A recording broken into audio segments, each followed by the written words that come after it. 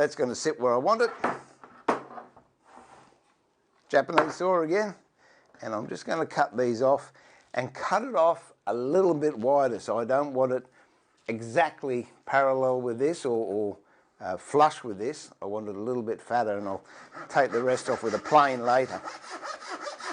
I'll just flush this off and pop that in the vise.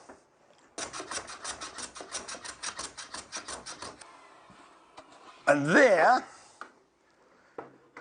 you have a shooting board that will do 45s and 90s. Couple of refinements that have to be done. Firstly, this corner here. What generally happens when you shoot, this corner bit here will split. So what I do is just take a chisel and just pare off that corner.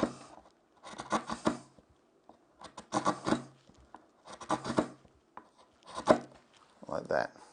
Now that will prevent the plane going up and splitting out the end, and you'll get a lot more service out of your board. Now we've got to square everything up. This is still a little bit proud here, so set the plane up to shoot. That means getting the blade so the lateral's got it running nicely. I'll double check that. Grab a bit of timber. I'll be going this way. And what I want out of this is a nice, clean shaving, full width of the board. That way I know that the blade is parallel. I've had a look down there, I've sighted down the sole and it looks pretty good. So we'll just make sure.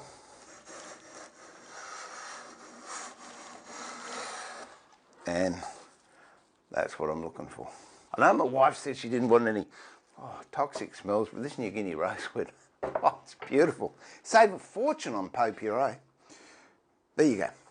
So that's good. So what I'm going to do now is start truing this board up. And what will happen, you'll notice there's a little bit of metal there on the edge that the blade doesn't come all the way down to. Now in a rebate plane, the blade would go from edge to edge, say a record 010 or 10.5 or something like that. These bench planes don't do that, so you can't go right up to the edge. So when I start shooting using this board, this little bit here isn't going to cut. So you're going to have a little step, and that's what I'm going to put in now. So now I'll put a bench dog in there. This is where a quirky bench like this, bench dogs and holes for bench hold downs or hold alls, and bench dogs is absolutely essential because you can do so much. And don't forget, up this end I've also got a tail vise that comes in very handy. So what I'm going to do now is just basically break the board in. Now you'll notice after that initial cut, it won't cut anymore. And that is due to this little piece here now running on a fence we've created there. I can just feel it with my fingers, but yet can't see it. It's a bit hard to see with these laminations. So this one's true. Now for the 45, again, I've got to clean that up so it is now flush with the cutting surface here.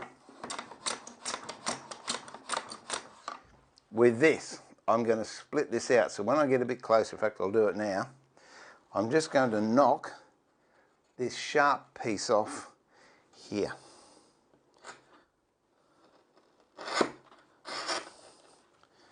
And actually put a bit of a bevel at the back and a bit of one in the front.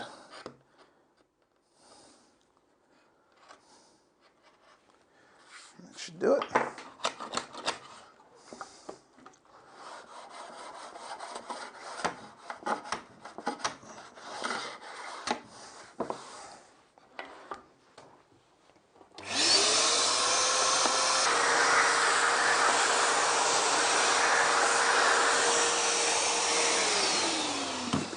All right, So there you have it.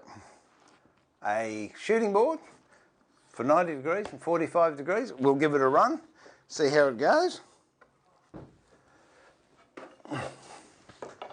Now the beauty with a shooting board is you don't have to be dead accurate when you're cutting the angles, because the shooting board is there to true the angle up. I'll give you a demonstration. What we'll do is we'll cut this one to, whoa, nearly 90 degrees. That one's nearly 90. So we'll do the 90 degree first. Getting a bit of a mess here, but anyway. Put that up there, the dog's up there. I don't want the 45 in. Get rid of that for the moment. And I think we'll have a hole down so it doesn't wobble about too much. That's not going anywhere. There's the one that's nearly 90 degrees. Pop it up against there. Grab our plane.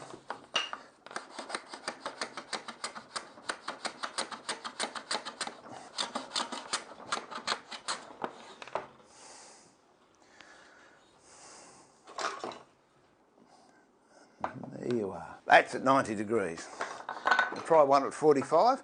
What I'll do here, it's not only for the Stanley Bailey style or the metal body ones.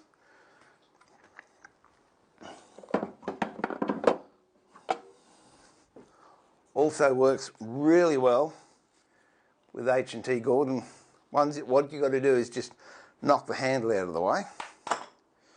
So you can either turn it around that way and use it as a steering arm like that if you want.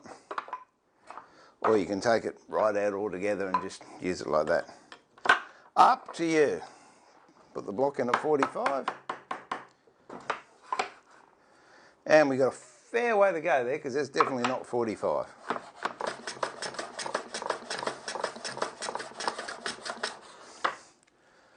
You can see there, it's actually got a kink in it where I didn't cut it straight.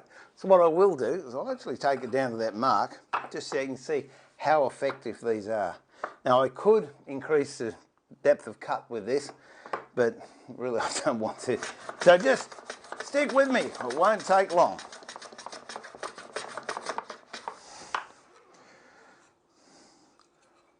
And there you go, and we'll check that.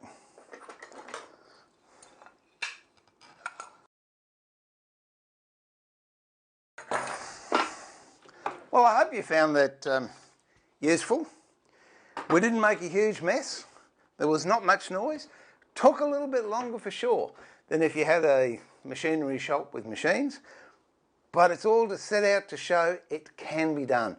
And these are tools, if you want to persevere in an in-house workshop, these are the tools that you're going to be using, and they're going to last a long time, and they're great fun to make. And not only that, while you're doing them, you're sharpening up your hand tool skills, which is what apartment woodworking or close quarter woodworking, if you like, is all about. So that's it for the moment. I'll tie to the bench. I must admit I got into a bit of a pickle, but there's not much mess to clean up. I've just got tools to put away. Next video, what I'm going to do is actually make something that you can hang on the wall and be proud to have in your house. So until then, remember, if you've got a desire, if you can allocate the space and you've got the time, you too will have room for woodwork. And enjoy your woodworking, work safely, tidy up after yourself, and I look forward to having you at the bench again very, very soon. Bye for now.